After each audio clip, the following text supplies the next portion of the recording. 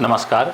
About India channel में मैं अनिल केसरी आपका स्वागत करता हूं। अबाउट इंडिया चैनल का वास्तविक उद्देश्य भारत की संस्कृति, भारत की विरासत आदि से परिचय कराना है और इसके अंतर्गत हम लोग मंदिर निर्माण की स्थापत्य शैली के बारे में चर्चा कर रहे हैं। मंदिर स्थापत्य के अंतर्गत हम लोग नागर शैली की चर्चा पूर्व में कर चुके हैं और नागर शैली के अंतर्गत कई उप शैलियाँ हैं, उन उप शैलियों की चर्चा हम लोग आगे बढ़ा रहे हैं। इसके अंतर्गत ही एक शैली है गुजरात शैली, जिसे वास्तव में सोलंकी शैली भी कहा जाता है। तो आइए हम लोग इसकी कुछ विशेषताओं को बारे में जानें तथा यह भी जानें कि इनमें कौन कौन से प्रसिद्ध मंदिर बने हुए हैं। तो देखिए, मंदिर निर्माण की नागर शैली के अंतर्गत की उप शैली है, विकसित एक उप शैली। और सोलंकी शैली इसलिए कहा जाता है क्योंकि सोलंकी वंश के शासकों ने इस मंदिर निर्माण की शैली को सबसे ज़्यादा प्रमुखता से न सिर्फ अपनाया बल्कि उसको आगे बढ़ाने का भी काम किया। इस मंदिर का जो निर्माण है वो 10वीं से 13वीं सदी के मध्य है। 10वीं से 13वीं सदी के मध्य जो है वह अधिकांश मंदिरों का निर्माण जो है वह हुआ है। और इसमें जो मंदिर हैं वो मंदिर जो है हिंदू धर्म के साथ साथ जैन धर्म के मंदिर भी जो है वह प्रमुखता से स्थापित होते हैं। क्यों? क्योंकि जो है वह जो गुजरात का क्षेत्र है वहाँ जैन धर्म के मतावलंबी काफ़ी संख्या में मिलते थे, इसलिए जो है वह यहाँ जैन धर्म के भी मंदिरों का निर्माण जो है वह किया गया। इस मंदिर के निर्माण की विशेषताओं के बारे में जानें कि इस शैली की प्रमुख विशेषताएं क्या हैं। तो इसमें देखते हैं कि यहाँ मंदिर का निर्माण एक चबूतरे पर जो है वह प्रायः जो मंदिर का गर्भगृह है वह गर्भगृह का हिस्सा जो है वह खास करके एक चबूतरे के ऊपर स्थापित देखा जाता है। इसके अलावा जो है देखिए, इसका शिखर जो वो पिरामिड नुमा आकृति में बनाए जाते थे।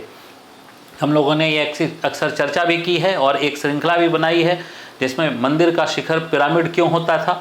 और दरअसल हम लोगों ने भारत के अधिकांश मंदिरों में पिरामिड जो है वह देखा है, तो यहाँ पे भी पिरामिड नुमा आकार को स्वीकार किया गया है, जो दरअसल कॉस्मिक एनर्जी को स्वीकार करने की बात जो है वह इसमें के अंतर्गत समझी जाती है। और मोढेरा जो गुजरात में है उसका जो सूर्य मंदिर है वो आयताकार कुंड के अंदर पाया जाता है। ये इसकी अनूठी विशेषता है, यानी ऐसे आयताकार कुंड के अंदर मंदिर का पाया जाना यह गुजरात शैली के अलावा अन्य जो है वह शैली में हमें नहीं देखने को मिलता है। हाँ, ये जरूर है कि दक्षिण भारत के मंदिरों में हमें अलग से पृथक से तालाब देखने को मिलते हैं, लेकिन ये जो है वह मंदिर क्या है, आयताकार कुंड के अंदर जो है वह एक मंदिर का निर्माण किया गया, जो इसकी बहुत ही अनूठी विशेषता जो है वह देखने को मिलती है।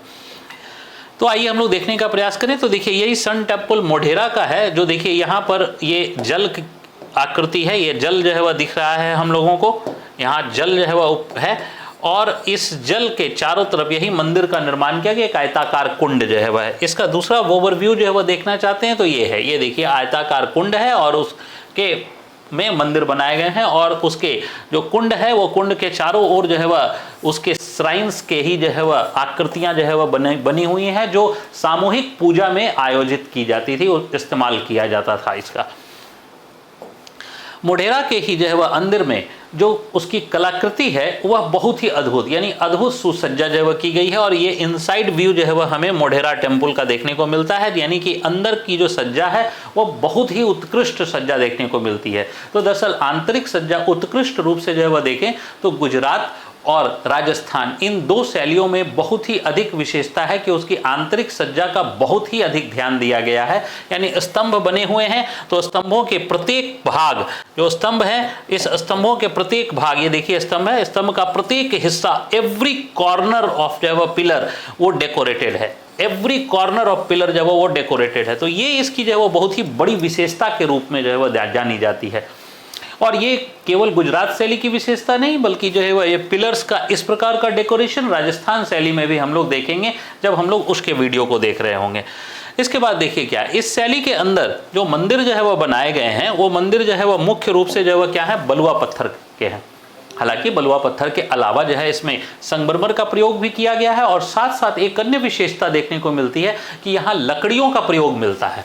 तो यहाँ लकड़ियों का प्रयोग भी जो है वह मंदिर के अंदर मिलता है, जो इसकी एक अलग विशेषता के रूप में जो है वह देखने को मिलता है। जैसा कि हम लकड़ियों का प्रयोग जो है वह हमने उड़ीसा शैली में या जो है वह मध्य भारत की शैली में नहीं देखा था, लेकिन इस शैली में लकड़ियों का प्रयोग जो है वह मिलता है, जो एक अच्छी विशेषता के रूप में जानी जाती है।